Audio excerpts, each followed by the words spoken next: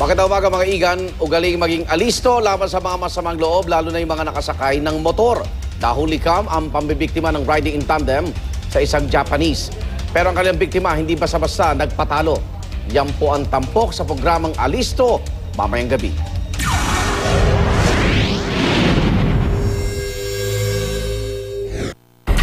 Riding in tandem, yan ang tawag sa mga masamang loob na gumagamit ng motor sa paggawa ng krimen.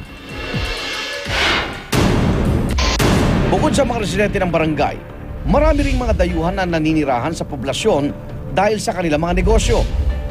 Tulad na lamang ng Japanese national na ito na nakuha ng naglalakad sa kalsada.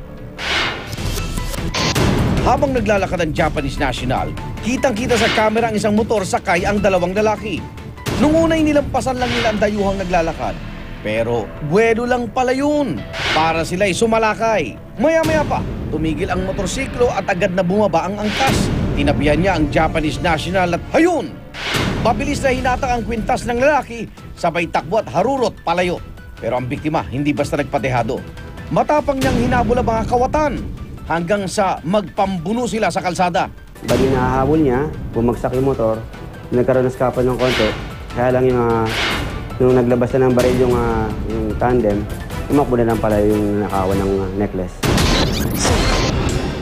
Sumangguni ang alisto kay SPO2 Oscar Angeles, isa sa mga hinirang ng Metrobank Foundation bilang outstanding policeman.